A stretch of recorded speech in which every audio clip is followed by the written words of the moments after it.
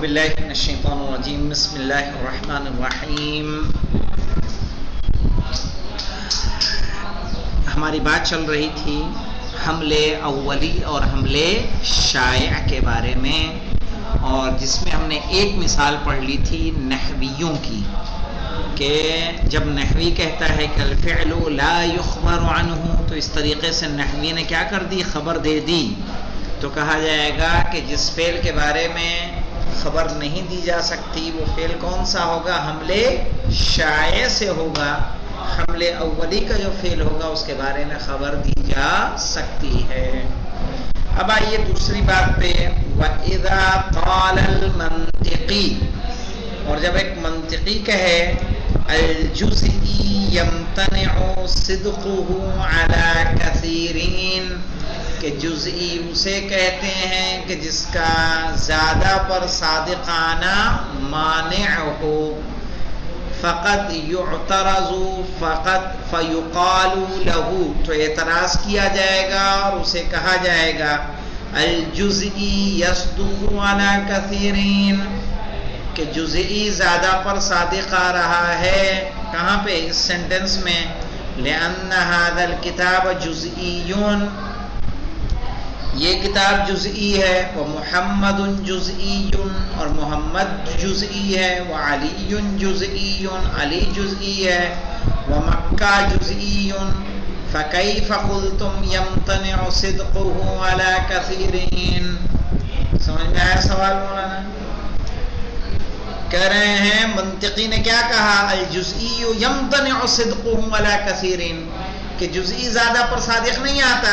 اعتراض کیا گیا جب ہم کہہ رہے ہیں ہذا کتاب، یا هذا الکتاب کیا جزئی ہے. محمد، علی، راشد، مکہ، رضی، راغب، یہ سب کیا ہے؟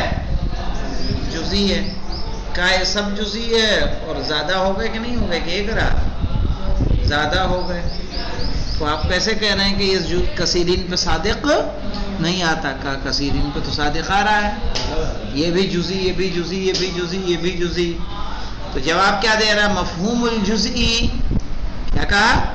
مفہوم الجزئی ای الجزئی بالحمل الاولی. کون سا جزئی جو کثیرین پہ صادق آنے میں مانع ہوتا ہے؟ جزئی حمل اولی. کہہ رہے ہیں مفہوم الجزئی ای الجزئی بالحمل الاولی کلی.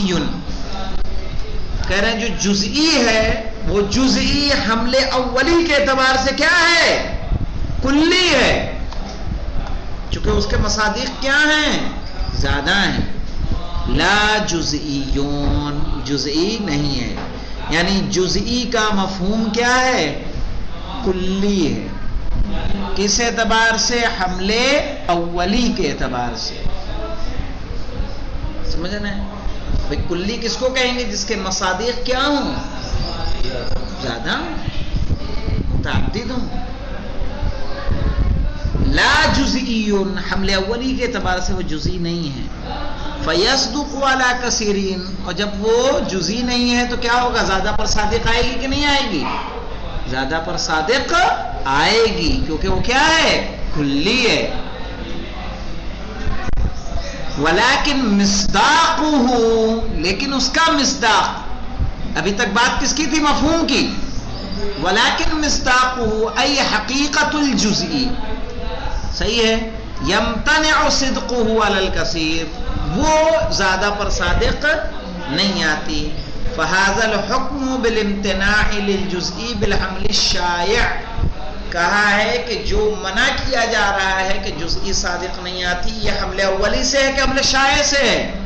حمل شائع سے ہے. لا للجزئی بالحمل الاولی، نہ کہ جزئی حمل اولی کے اعتبار سے. الذی ہوا کلی، جو کہ کیا ہے؟ کلی ہے. سمجھ میں آیا مولانا؟ حمل اولی اور حمل شائع کہ نہیں آیا؟ ابھی بھی فرق کتنا ہو رہا دیکھ رہے ہیں رضی صاحب کے بلا؟ یہ بات سمجھ میں آئی آپ کو؟ کیا کہنا چاہیں انہوں نے؟ کہا جزئی کا مفہوم حمل اولی کے اعتبار سے کلی ہے، جزئی نہیں ہے. اسی لیے یہ کتاب، یہ اے محمد، سید علی، زہرا، فاطمہ، حسن، حسین، ان سب پر کیا ہو رہا ہے؟ صادق آ رہا ہے، چونکہ یہ مفہوم کیا ہے؟ کلی ہے۔ لیکن جب مصداق میں حمل شائع کے اعتبار سے آئیں گے تو حمل شائع کے اعتبار سے جزئی حقیقتاً کیا ہے؟ مانع ہوتا ہے ایک سے زیادہ پر صادق آنے میں۔ وَإِذَا قَالَ الْأُصُولِي، اور جب ایک اصولی کہے اللفظ المجمل، ٹھیک ہے، مجمل لفظ تو سمجھتے ہیں نا، جس کا مطلب واضح نہ ہو، کا ما کان غیر ظاہر المعنی، لفظ مجمل کس کو کہیں گے؟ جس کے معنی کیا ہو؟ ظاہر نہ ہو۔ فقد یعترض فی بعض الرائے، تو کچھ کی رائے میں اعتراض کیا جائے گا کہ فیقال له، اور اس سے کہا جائے گا اذا کان المجمل غیر ظاہر المعنی فکیف جاز تعریفہ۔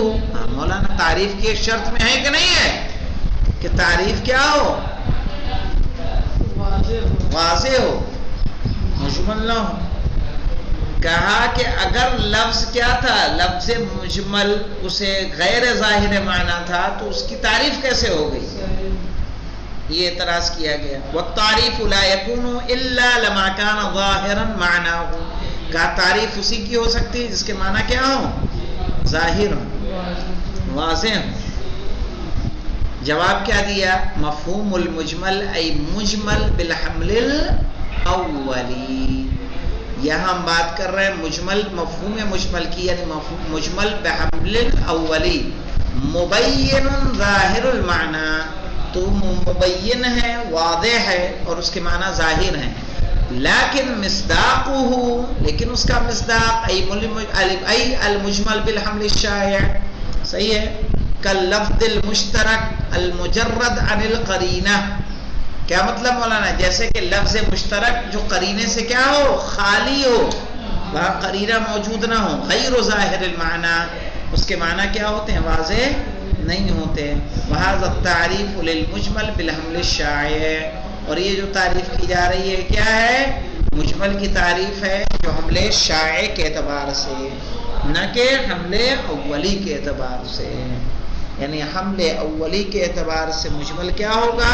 اسے کہیں گے کہ جس کے معنی ظاہر نہ ہو۔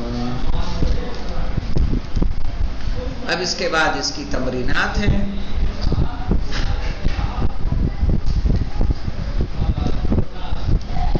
اب یہاں پہ تمرینات میں آئی، لو قال القائل الحرف لا يخبر عنه فاعترض علیہ انہ کیف اخبرت عنہ فبماذا تجیب۔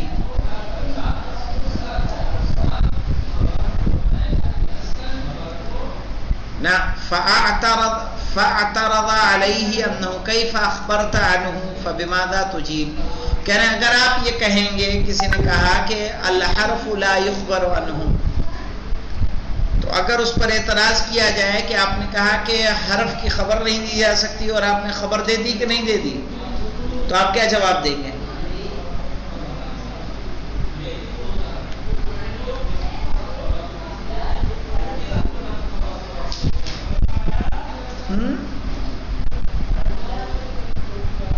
سوچئے جواب۔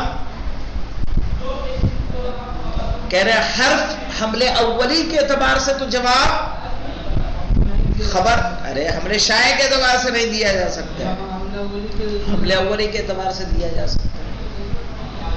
ٹھیک ہے، کل انشاءاللہ اس کے ہم پورے سوالوں کے جواب آپ کو نوٹ کروا دیں گے۔